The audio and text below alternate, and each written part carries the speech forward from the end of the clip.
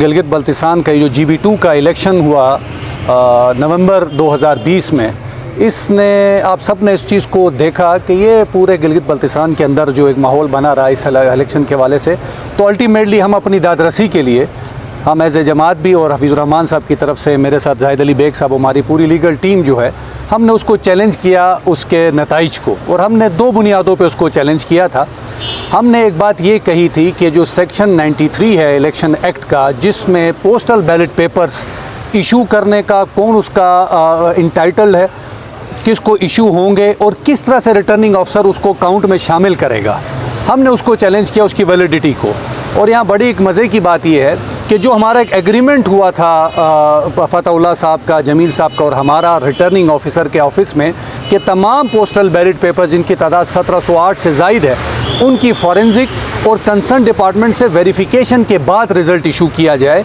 और वो चिट्ठी जो थी, उन्होंने हमारे उस एग्रीमेंट को अपनी अंग्रेज़ी में चिट्ठी को लिख के इलेक्शन कमीशन साहब को भिजवाया कि हम इसका रिज़ल्ट नहीं दे सकते। और उसमें सबसे अहम बात जो RO ने ख़ुद एडमिट की वो ये थी कि इसमें इर्रेगुलरिटीज़ और इलीगलिटीज़ हुई हैं, जिसको जब तक इसकी फॉरेंसिक ना हो या वेरिफिकेशन ना हो नहीं हो सकेगा। बहरहाल ट्रिब्यूनल ने पिछले कोई 2-2.5 साल के अरसे में इसके ऊपर हमारी शहादतें भी कलमबंद की, और पूरा लीगल प्रोसीजर मुकम्मल होने के बाद आज जब हम आपके सामने खड़े हैं, तो हमारी आज जमील साहब की अलग पिटीशन है, हफीज़ साहब की अलग पिटीशन है। हमने अपनी पिटीशन में ये कहा है कि यहाँ पर जो इंटाइटल वोटर था उसको वोट के हक़ से महरूम किया गया है, इसलिए इस और इलीगलिटीज़ और इरेगुलरिटीज़ हुई हैं, लिहाजा री इलेक्शन करवाया जाए गिलगित बल्तिस्तान के GB2 के अंदर।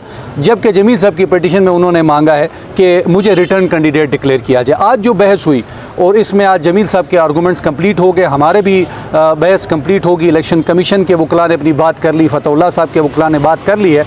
आज जो समाअत सुबह से शुरू हुई थी, अभी उसके लिए सिर्फ आखिर में जो है वो हमने जो है रिबटल में हम कहते हैं कि जब जवाब सुनने के बाद जवाबुल जवाब जिसे कहते हैं, रिबटल में अमजद साहब ने अपनी बहस कंप्लीट कर ली है। हमारी बहस के लिए हमें ऑनरेबल जज साहब ने परसों का टाइम दिया है, और परसों उन्होंने इस हवाले से यही अहकाम जारी किए हैं कि अगर मज़ीद इसमें जिसने भी कोई बात करनी है इस इशू के हवाले से, वो परसों के दिन में अपने इस चीज़ को कंक्लूड करें।